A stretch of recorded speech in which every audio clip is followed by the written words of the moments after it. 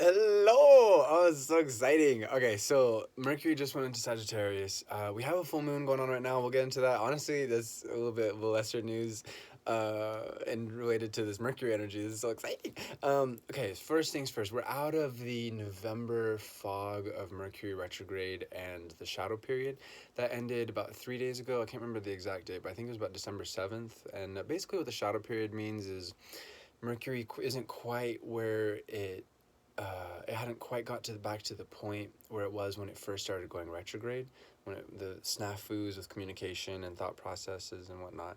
Mercury retrograde's not bad too. A lot of people mistake that. Nothing in astrology is just pure bad. There's challenges, and the challenge was to go inwards and to reflect and to learn how to communicate with ourselves so we could communicate with others and to unite our conscious and our subconscious. And I think it's interesting that so many people experienced such a vivid dream life, myself included, throughout November and even throughout a lot of this month so far.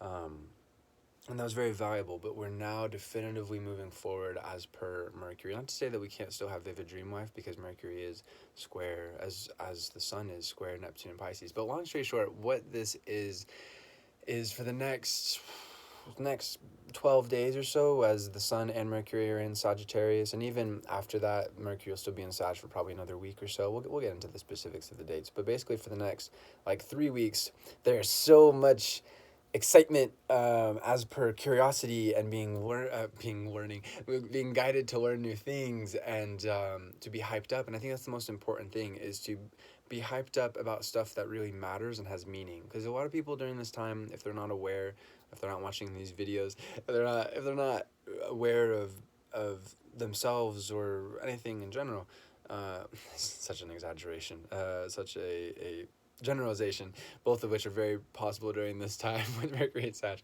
If they're not aware of themselves and or any of these psychological tools, whether it's astrology or MBTI or just self-reflection, introspection, meditation, there's so many different ways to be able to connect with the self and to unite that with the universe, and to bring out the best in ourselves with the universe.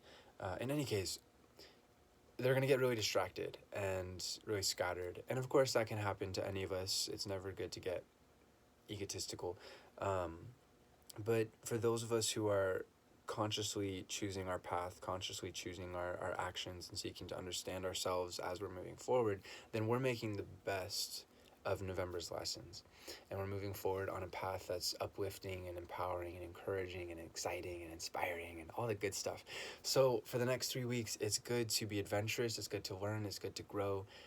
It's good to ask questions. It's good to teach if you're in a position of teaching and others are asking questions, or you can tell that they're open. It's really exciting. So just learn. And it's okay if it doesn't quite make perfect practical sense of why am I studying all this random shit. It's okay. If, as long as you're curious about it and you're genuinely interested in it, it'll all come together and it'll show you the ways that it can all come together, and form a practical understanding, a practical course of action, etc.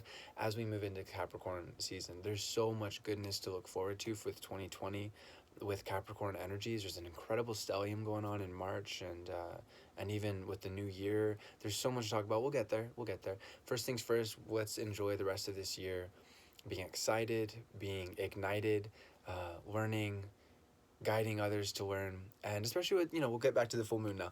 With the full moon, the next 2 days, it can, like every full moon, it can be intense, but the most important thing, a full moon is like I'm trying to think of a more enjoyable metaphor than what just came to mind. Fuck it. It's like this big, intense. Really, is there nothing else? Okay, volcano. That's better. I was thinking along the lines of like a boil and pus. It's like, nah, that's, come on now. It's like there's, over the course of the new moon, it builds, and but this is a volcano that can be really good, really exciting.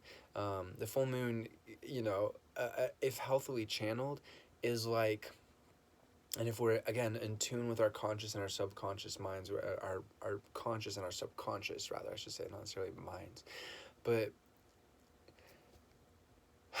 if we're enjoying the intensity and channeling it into useful outlets of productivity, of excitement, maybe going to a concert or doing something that's productive, then we can make the most of this time. And again, those who aren't seeking to be self-aware, make the most of this time, or very caught in lower self, which we all have that potential for. But especially without tools of self-awareness, we can definitely continue to get caught in shadow self, lower self. They're just going to explode on full moons, and they'll become very unpredictable, especially during like a full moon like this. So I think for us as conscious seekers of truth and resonance and understanding, the key is to just follow what's most interesting to you over the next 2 days and be excited, and avoid anybody that might try and trap you in lower vibrations. And ultimately know that, and regardless of whatever transit, especially during this one though, over the next couple days or even the next couple weeks, we always have the choice to engage somebody. And if we don't engage, that's our choice to be free. Of course, there's some necessary engagement that comes up in life to handle boundaries with negative people and whatnot. And let's not look at it as an us versus them thing. That's not wise. It's really all of us, our higher selves versus our shadow self, and it's really up to the person to wage that war, that battle, and to win the war, so that the higher self takes over and we don't say the things that are awful and hurtful, but it feels right to the shadow self in that moment because it's afraid and it's in pain and it's angry and sad and all that stuff. It's up to us as individuals to bring a good vibration to our lives and to the world around us, to the universe around us, and let other people handle their shit. Don't become self-righteous. Don't engage unless you absolutely have to set boundaries so you can then leave that situation or alter the behavior in some way. But even then, again, we don't want to try and control other people. It's really important, especially since we have transiting Venus and Saturn directly conjunct Capricorn right now. Yeah, there's so much more to talk about as always, but I'll just keep going on and on. I think that's the gist of what's most important at this time. As always, I offer readings. I know that a lot of people are really strapped for cash. I know what it's like, Venus and Saturn being conjunct. It happens, doesn't matter what energy it might be in. It's a time of shit. Where's my money?